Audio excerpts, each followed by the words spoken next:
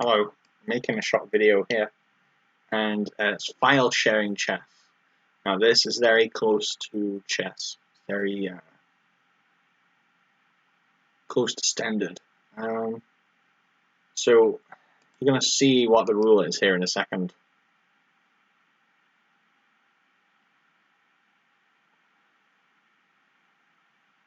So the engine flipped these pawns. It flipped e5 and e4.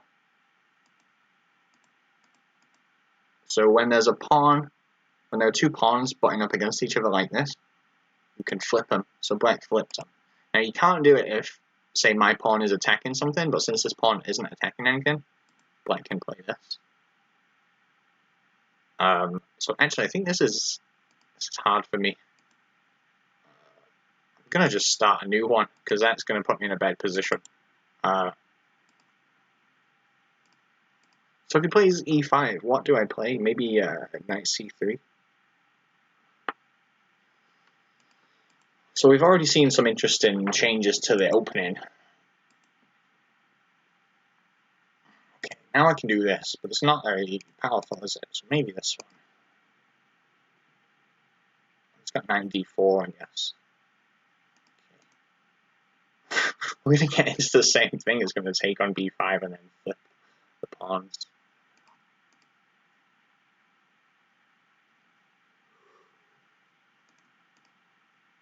So this is like, it's a fix to chess. It's not, no fairy pieces, no craziness. It's just very simple.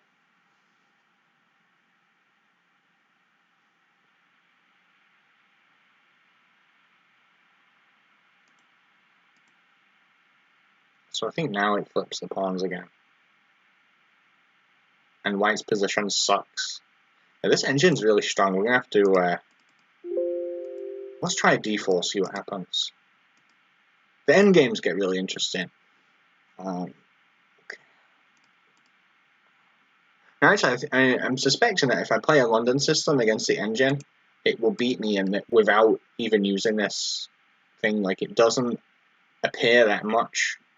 It constrains what does appear, but doesn't itself appear, which I think is really interesting. The guy who invented this, Jeff T. Kubek, is my friend. I don't know him super well, but I talk to him a lot. He's a cool guy, and I like his variants because they're very they're like these little miniatures that he comes up with. And I featured this on my blog about, it was called a case study of case studies in chess variants. Okay, queen b6. Let's see if we can get an endgame. We can see the engine destroy me in an endgame. That might be fun. So this obviously makes the most sense to develop the rook. Because if I go knight b3, it just probably pushes c4 and it just tortures me. Okay. So okay, it can make my two pawn islands isolated, although it hasn't, which is interesting.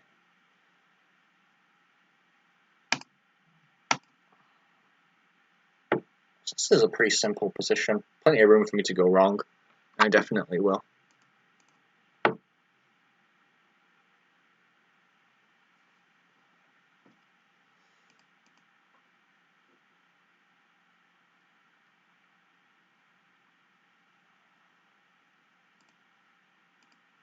So we're going after a6. Is the engine going to push a5?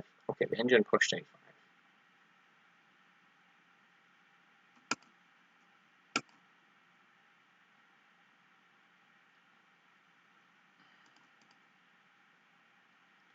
So you can play this on Musketeer chess. But right now I'm just using the Chess V software.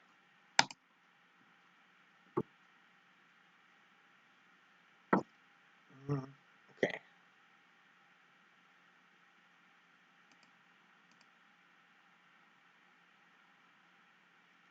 So I could flip these two pawns. The engine could also flip them. But it doesn't really do anyone any good to do it. The problem is that I can't dislodge this knight without moving the knight, but if I move the knight, I lose a pawn.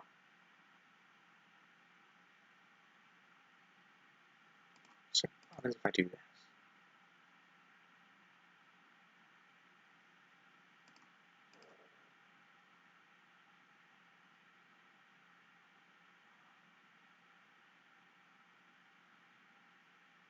I guess if once it takes, I can try b4.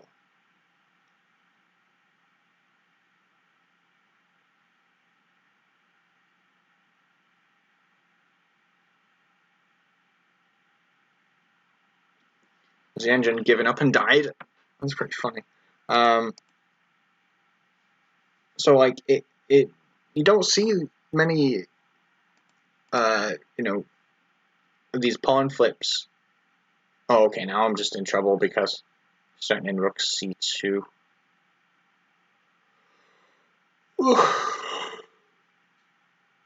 This is probably lost. I mean, I can go knight d4, but it's picking up e5 now.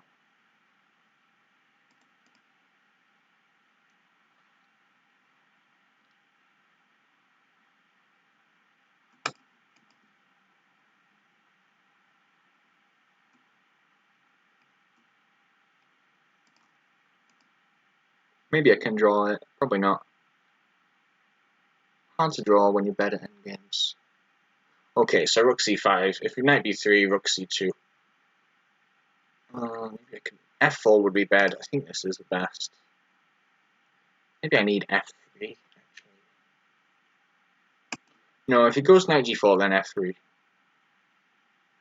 Oh, yeah, this sucks, doesn't it? Okay, I'm just lost here.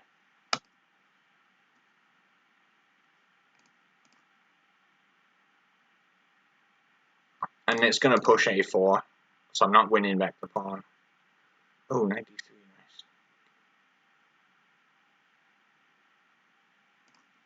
nice. Try and keep my pawn structure together.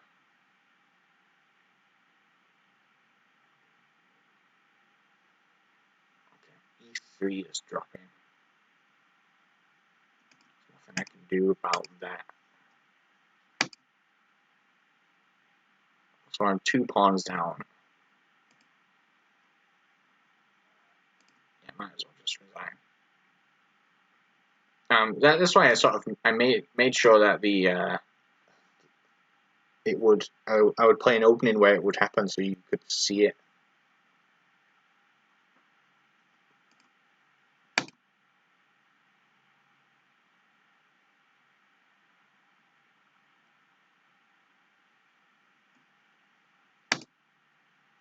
It goes king e8. I don't have anything.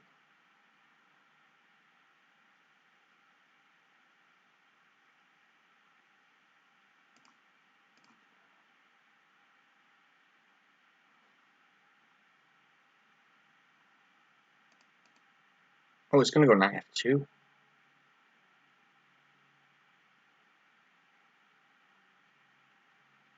And mate. Push g4, push it. Okay, we can res. We can safely res. Oh, and it's going to trade off the rooks at the end of this. Oh, it's just winning more stuff. It's kind of lame. Yeah. Maybe I should play on musketeer.com or whatever it is. d4 wasn't very fun for me against the engine. Try e4 again. So it's such a tiny adjustment. You might wonder, like, okay, why is it? I guess e4, e5, knight f3 not being playable for white, like, is a pretty big enough adjustment.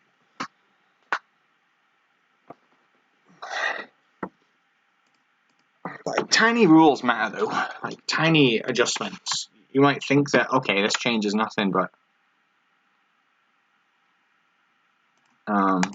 that's never really the case.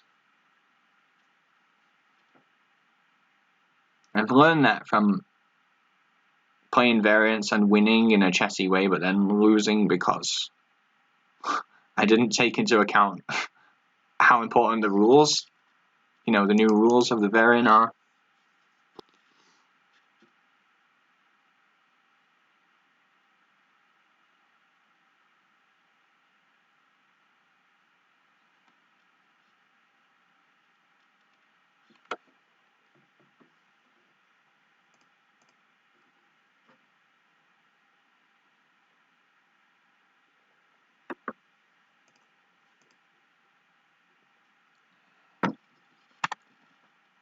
Oh, look at that. It did it. It flipped the pawns. So let's see what happens if I take. It takes the knight. Okay, I take your queen, take your knight. Oh, this is check, so this sucks. Okay, I didn't read that properly. Okay, I thought it was a really nice example by the engine. Now my position's just pretty bad. I've got to try and cover up a bit.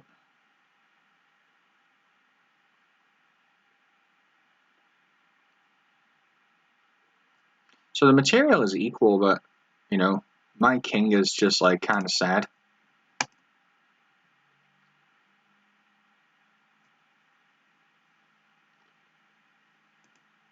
going to end up with triple pawns here. Oh, and then there's queen e4, winning c4.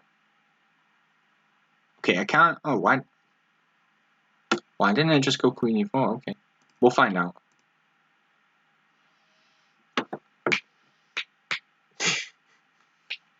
Come here, puppy. Alright, don't...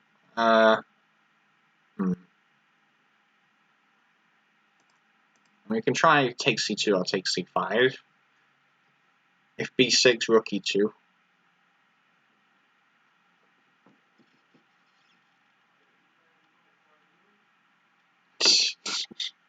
Okay, rook c8, that makes sense.